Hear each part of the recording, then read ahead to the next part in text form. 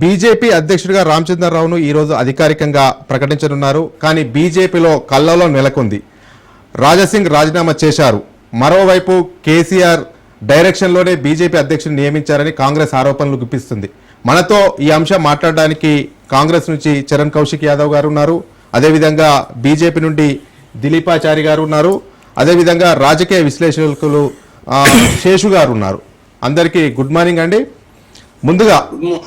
ముందుగా బీజేపీ నాయకుడు దిలీపాచారి గారితో మాట్లాడదాం. బీజేపీలో కల్లోలం నెలకొంది, ఎట్లా చూస్తారండి? గుడ్ మార్నింగ్ అండి.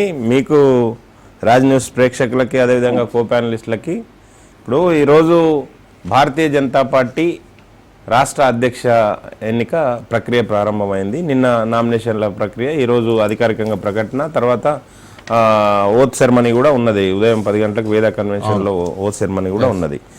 ఇప్పుడు భారతీయ జనతా పార్టీ ఎవరు అవునన్నా కాదన్నా, ప్రతిపక్షాలు ఎప్పుడు చెప్తూనే ఉంటాయి, అధికార పక్షం ఏమన్నా చెప్తుంది, కానీ ఎవరు అవునన్నా కాదన్నా ఈరోజు తెలంగాణలో ఒక బలీయమైన శక్తి ప్రత్యామ్నాయంగా భారతీయ జనతా పార్టీ వైపు అన్ని రాజకీయ పక్షాలు కాదు, తెలంగాణ సమాజం మొత్తం ఎదురుస్తుంది. ఈ సందర్భం లోపల భారతీయ జనతా పార్టీ అధ్యక్ష ఎన్నిక జరిగింది.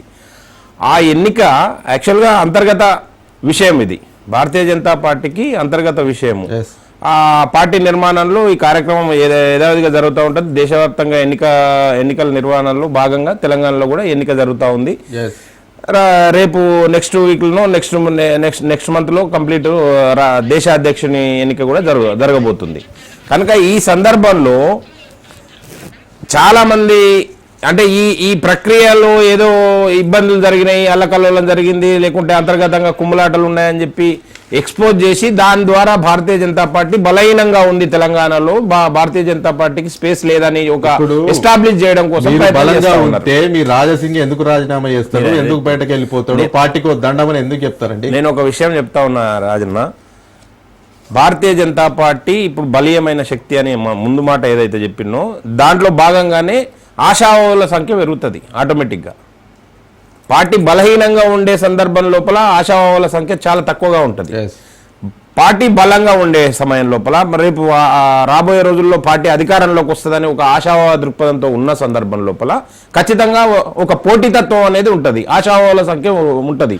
ఎవరైనా పార్టీ అధ్యక్ష పదవిని ఆశించడంలో తప్పు లేదు. కార్యకర్త స్థాయి నుంచి ఎంపీ స్థాయి వరకు, కేంద్ర మంత్రుల స్థాయి వరకు ఎవరైనా ఆశించవచ్చు, నేనైనా ఆశించవచ్చు. సంఖ్య ఎక్కువగా ఉంటే అసంతృప్తి ఎక్కువ ఉండాలి, కానీ ఏకంగా రాజీనామా చేసి పార్టీ బాగుపడదు, పార్టీ అధికారంలోకి రాదు, పార్టీ అధికారంలోకి రాకుండా బీజేపీ నేతలే అడ్డుపడుతున్నారనే విమర్శలు అయితే స్వయంగా రాజాసింగ్ లేదు కదా. మేము అదే చెప్తున్నామండి. మీరు రాజాసింగ్ అంశమే మీరు ఎక్స్పోజ్ చేసి దాని చుట్టూతోనే రాజకీయం తిరగదు. రాజాసింగ్ గారి అంశము ఒక టీ కప్పులో తుఫాను లాగా మారిపోతుందని చెప్పి నేను భావిస్తా ఉన్నా. ఈరోజు అధిష్టానం మాట్లాడుతూ ఉంది, అన్ని విషయాలు మాట్లాడతాము. ఇప్పుడు సహజంగా అసంతృప్తి ఉంటుంది, ఆశించిన వారికి అసంతృప్తి ఉంటుంది. ఆ అసంతృప్తిని ఒక్కొక్కరు బయటకు వెళ్ళగలుగుతారు, కొంతమంది పార్టీ వేదికల మీద మాట్లాడతారు, కొంతమంది అంతర్గతంగా మాట్లాడతారు. రాజాసింగ్ గారు ఒక అడుగు ముందుకేసి బయట మాట్లాడిండు. ఈ సందర్భం లోపల రాజాసింగ్ గారు అంటే భారతీయ జనతా పార్టీలో అందరికీ గౌరవం ఉంది, కార్యకర్తల దగ్గర నుంచి నాయకుల వరకు ఆయనకి ఇచ్చే ప్రియారిటీ ఆయనకు ఉన్నది. 3 సార్లు మామూలు వ్యక్తి కాదు రాజాసింగ్, 3 సార్లు ఎమ్మెల్యేగా గెలిచిండు. హైదరాబాద్ లో ఒక కీలకమైన నాయకుడు ఆయన. ఈ రోజు తెలంగాణలో కూడా ఒక కీలకమైన యూత్ ఐకాన్ గా ఉన్నారు. కనుక పార్టీ ఆయన చిన్న చూపు చూడలేదు, చూడదు కూడా. ఆయన నిర్లక్ష్యం చేస్తుండని